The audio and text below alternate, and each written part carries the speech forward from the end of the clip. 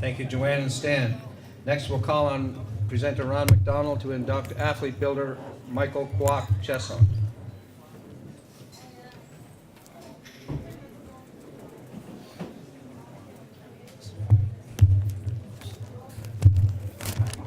There you go.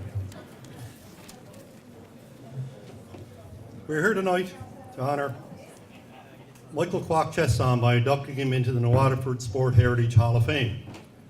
Qwock was quite renowned for his driving skill in the sport of harness racing.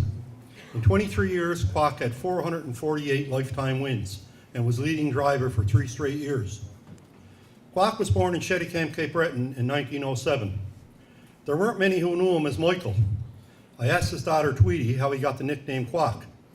She told me that at the age of 8, he spoke very little English, and a quarter was a lot of money to a little kid. When he asked for a quarter, it came out Qwocktar and was shortened to Qwock, and he was called that ever after. At age 14, he moved with his family to New Waterford, where he found work at number 14 Colliery. When number 14 closed, he worked for a short time at number 12. He married Bernice McKenzie from Dominion and raised a family of 9 daughters and 2 sons. In the days before refrigeration, he was in the ice business, cutting it in the winter and delivering it in the summer. Qwock was known for his arm strength, as he also owned a sand and gravel business, loading his dump truck by hand. Don't mind me. There's something on your back. Oh, I was told. Carry on. Qwock was known for his arm strength, as he also owned a sand and gravel business, loading his dump truck by hand with a pan shovel. This enabled him to hold on to the strongest pullers and win many races. In 1954, he was hired by the town of New Waterford as street superintendent, a position he held for 23 years. He retired in 1977 at the age of 70.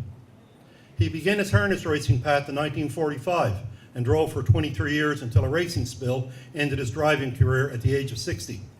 He then went into a different phase of racing, serving as a racing official at the Sydney Sports Centre. He judged the Sport of Kings for a further 8 years.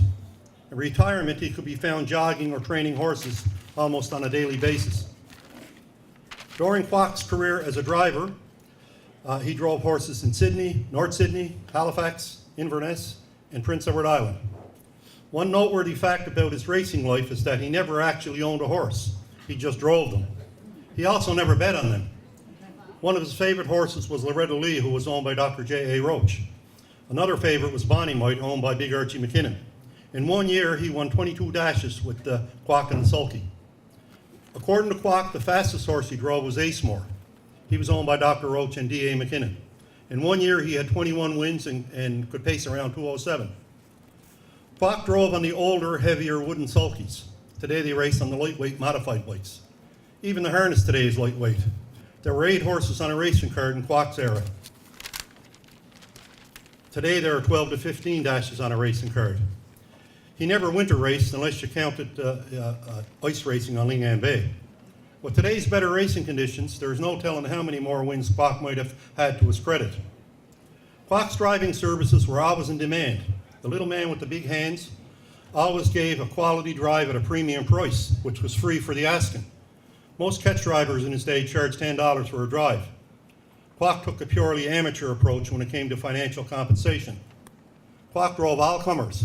Some of the horses he drove had superior abilities. Most of them were not. But regardless of their respective class, every owner was assured that they would get the best drive possible when they were entrusted in the capable hands of Qwock Chiasson. Qwock was a major force in the driving ranks at the Cape Breton Sports Centre until a spectacular spill in the late 1960s ended his driving career. He was behind the pacer Perky Z at a time when the lead horse, Emily Howe, driven by Don Kodak, fell abruptly to the track. 7 of the 8 trailing horses, with the exception of Eddie Grapes, who was parked on the outside, went down in a heap, hurling their drivers in the air. Both Qwock and Sonny Rankin were rushed to the hospital with serious injuries. According to Sonny, it was determined that Qwock had a broken leg. The nurses were trying to work on Qwock, but he kept insisting they work on me, said Sonny. That's just the kind of guy he was. Broken leg and all, he was still concerned for others. Qwock drove every horse to the best of his ability and drove every horse to win. It gives me great pleasure to see Qwock Chiasson inducted into the Waterford Sports Heritage Hall of Fame. Someone from his family could come up and accept the plaque.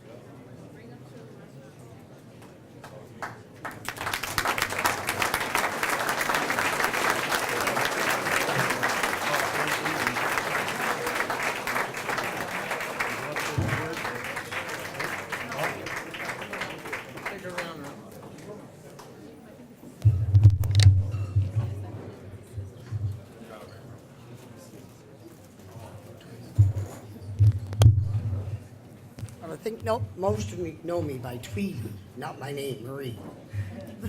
But anyway, being the oldest in the family, I got hooked in for this. The oldest in the family here.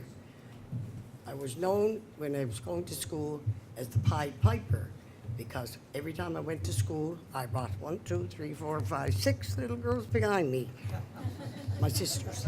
And 5 of them are here, 4 of them are here. Nice. Yeah. So, and like I said, we're still going. Dad was strong, and when he said jump, you just said how high. But anyway, so that's all. I just want to thank on behalf of the family. There's 3 not here, 2 in Calgary and 1 in Toronto, all over 80 years old. But they couldn't get down, so I got hooked. So I just want to say thank you to